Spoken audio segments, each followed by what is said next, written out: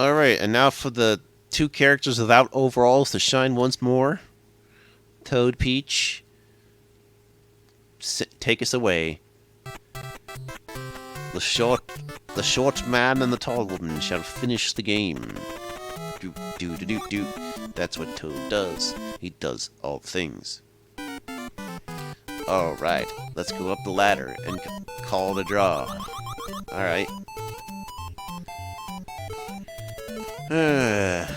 Yeah, so World 7's theme is just some kind of Greco-Roman architecture in the clouds.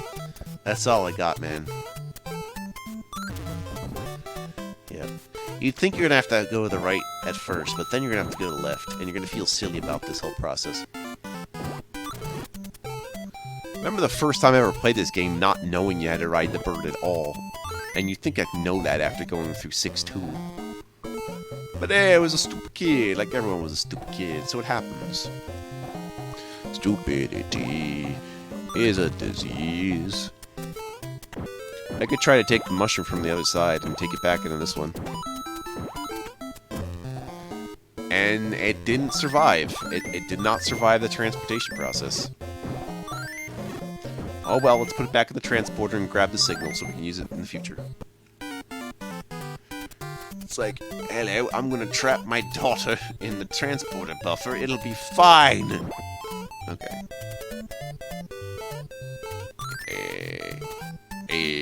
We're gonna ride you. Alright. Now let's look at the stupidity below. Yeah, optionally you could just like, you know, not get that first potion, and then come back around after the second potion, and bring the first potion with you, so you don't have to worry about bombs blowing up on your way to where you're going. Let's wait for the other albatross to pass.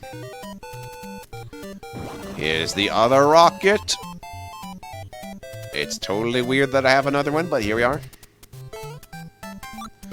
Does it ever hurt anything to use? Is it like how it works in, say, Duke Nukem? How those rockets, like, blast through ceilings? No? Okay. Oh no, he threw it all wrong! Now he's gonna hate every single one of us. Hey, Ninja, hey, Ninja. Go, Ninja, go, Ninja, go! Yeah. Brought to you by Super Mario Vanilla Ice World.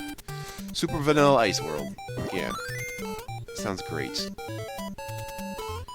Alright, I'm coming up there, and you cannot stop me. How dare you even think of such a thing? I would not have thought of such a process. But here it is. Ta-da! Okay. Whoa, look out, man. Throw that shit. Yeah, that's good, that's good. Throw that shit again, yes, makes me feel good. Makes me feel like a living toad. Come on then, we got to go and make us toady, and we're toady, and we're totally roadkilly. Roadkilly's kill. There's one last birdo. Just kidding. But yes, there are a couple more birdos. What? Well, not after. Well, I mean, yes, no. Come on, take it like a whatever you are in terms of species. I do not know the taxonomy of this creature, except that it keeps coming back. Trying to make my efforts look pointless. You think if it like showed up again, the bird door would be like, no, you have to make sure everything's dead first. And I'm like, aw, I will force your gullet open, you idiot.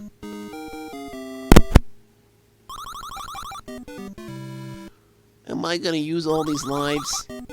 No. Do I want to get more anyway? Yes. Peril of all my lives. These are the days of our lives. This is a theme that is not even accurate. Why would it be? Part of a world. Oh man, it's my mother-in-law passed. I wonder what she's missing on her soap operas. Okay. Peach. Peach! I still want to point out that Charles Martinet is stepping down as the voice of Mario. That's really huge news.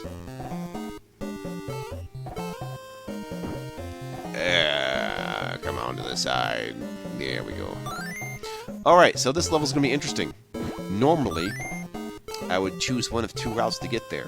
But to get both mushrooms, I will essentially be taking both, in a sense. I'll go forward in one route and then go back the other route to get the second mushroom. So, yeah. Because of that length, yeah, it'll actually make the video longer than you think. That's kind of good. You get all the content.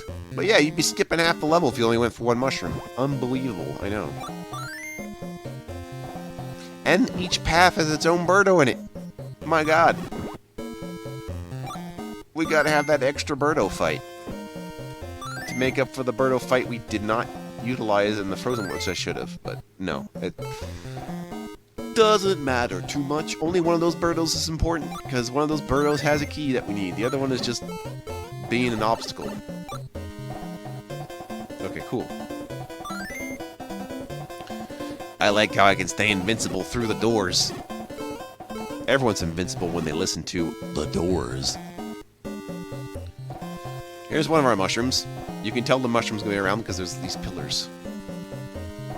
I'm just looking to double check which one's what the potion and which one is the bomb, because you're gonna have to throw the bomb away really fast. Yeah, that's right. That coin is not going to occur at the very end of the game. But yeah, just throw it out really fast. Especially since you're Peach. You just have less than a second, practically. You have a second before it explodes in your hands, and then you have to go to surgery and put casts on them and have them signed by your classmates. That didn't blow up their hands. What I'm saying is, I knew a kid who blew up their hands.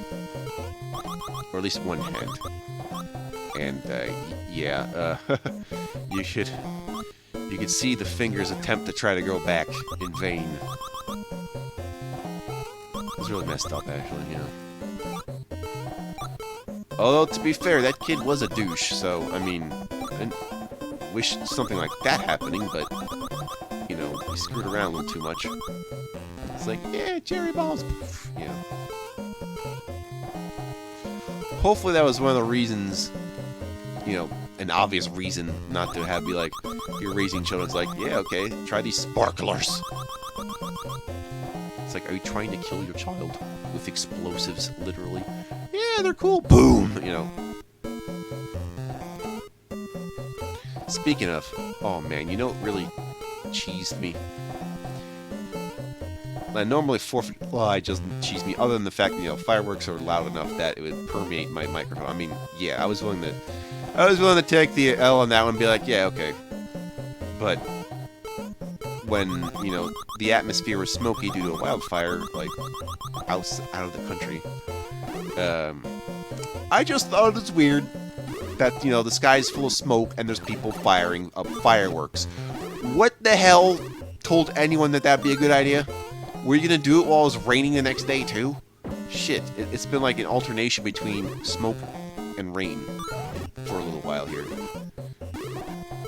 I mean, it'll probably continue through September, but still. I just thought that was weird, that people are just ignoring the obvious. It's like, yeah. People not doing what they're told to because of that, as opposed to, I don't know, living. I guess people have never raised children before. Let's not die that way. I don't want to die that way. You think I could have this fireworks discussion while playing Mario 1? No. Didn't think of it at the time. Well, that's too bad. You had a solution to your sadness, and you didn't take anyone up on that opportunity to jump through all this stuff. Positively. Alright, the other mushroom is in this door. Well, first of all, we're outside again. So, somewhere on top of this is an outdoor part, huh? In there, bud. In my secret compartment. Which side's the real side? Which side do I want? The right side. Okay, then we can just throw the door next to the door. Don't accidentally confuse the door with the other door. I'm sure that's happened to me before, where I've forgotten the fact that there's another door I'm not supposed to go in, while the door is next to it. You know, Yoshi's Island kind of does this too, where it can just generate a door out of thin air sometimes as an item. I think more games need to do this, where you just generate a door, and you don't know where it goes. Or it makes a part of the level based on where you threw the door. Many potentials for this door technology that we have here. I think there was a video of, you know in the very first level how you're falling down, but there's a door in the sky you clearly fell out of? I'm pretty sure I saw a video that describes what happens if you were actually able to take that door. I'm probably going to go watch that again. Because I was like, okay, I will find out. These technicalities. Like, basically, I do some hexing to make sure you can go in there, but yeah, you know. All that stuff. Where's my heart? If you could save my heart before it's due, if it was not enough, I told you it's false. You ate the key! This is some jigsaw shit. Okay. In order to break the lock, you're gonna have to dig the key out of your own stomach. You know, I don't know why they cut it open as opposed to having dude vomit. Like, that would suck, but it would be a lot less worse than having someone cut up your stomach. Can't believe. Yeah. Well, some of the theme of Jigsaw, well, at least the first two. Because after that, it kind of loses its point where it just becomes a torture porn simulator. But much of the point of Jigsaw is that there's supposed to be some level of, you know, satire, irony to the way his victims, quote-unquote, since he doesn't technically murder them, die, based on their personality flaws.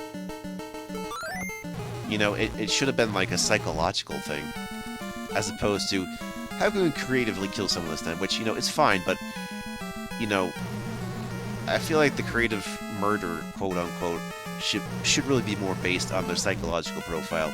It would have been stayed much more interesting if they kept with that idea. Yep. This is what happens when you put things in people's stomachs. I have to talk about it. Hello, I'm a frog that is not vegan. The carnivorous frog that somehow installed a vegan machine next to me. I don't know what that was for. Someone donated to me after a bake sale. I don't fucking know. You don't mind if I die here, do you? I want to play with my full deck. Game Wolf always likes playing with the full deck. You should know this by now. More options. I'm told that's one of my abilities in life is to, laterally think my way out of a situation. It's like, though, there's a method we can use, but it's gonna be stupid. It's like, alright, kill me, and then we MacGyver something up, and it's fun. We put this in your mouth. Inside your mouth, we will throw you these veggies. Putting the tomatoes in, putting the peaches, and put... What about Princess Tomato in the Salad Kingdom, huh? What about that game? You gonna play that game? No.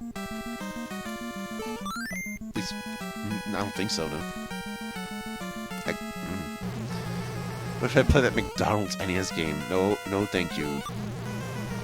I did seriously think about that. Isn't there, like, also a Genesis or DOS version of those? No, you know what McDonald's game is good? That one for Genesis by Treasure. That one's really good. I recommend playing that. It's just very, very early 90s colorful, and that's kind of the video game I'd be like, yeah. The duality of man. Bright and cheery early 90s games, dark and dreary late 90s games. Those are the two genres I seem to dip my toes in the most anyway. Because, you know, I guess it depends on what mood I'm in. Not really, I just recognize that that's what makes the game good. I don't have to worry too much about my interpretation of events. And then he died of food poisoning. Awesome. So, just, the moral of the story is, don't install the weakness in front of your arena, okay? you know, if you're fighting like an evil Superman's like, yeah, I'm so confident I'm going to kick your ass. I'm going to have this kryptonite machine generating next to me. Okay. Everyone's a contributor. You know, interestingly, these fairy things also kind of look like Shy Guy-like things, come to think of it. These cherubs. And yet you'll never see them again. But did any of this really happen?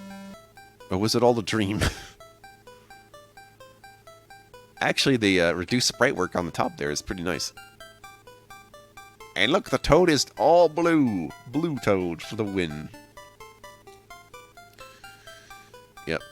Actually, the animation for this is incredible for an NES. Come to think of it. That's where all the effort went in this ending cutscene. The cast of my dream. Yeah, I wish my dream had a cast role. Of course, we have Mario, Luigi, Princess, not named here, Toad, one of several million. The shyest of guys, the sniffest of its, the ninja of I. Some Bezo guy. Porcapo, that's exactly how it sounds. Tweeter. I believe that's an Xer, my good sir. Ba-bomb. Yeah. Hoopstar. Okay, I forget that one.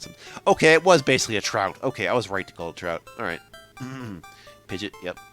Panzer. Panzer Dragoon Ultra? No. Okay, Flurry, yep. Albatross, which, you know, basically Albatross. Phanto, because Phantom.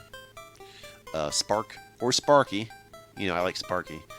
You have the Citizens of Subcon, or also Subcon, whatever. Pokies. Birdo, no, that's Ostro. This one's Birdo. Never forget it. Autobomb, okay. As opposed to an Autobahn. Cobrat, yeah. Mauser, yeah. Fry Guy. Yeah, that doesn't come too much, does it? Claw Glip, which I think is supposed to be Claw Grip. And Triclide. That's kind of like how you call Crashman Clashman sometimes. I know that's just the Japanese thing with the R and L sound. I know. Warped. But was he real this entire time? He was animated in my dreams so much.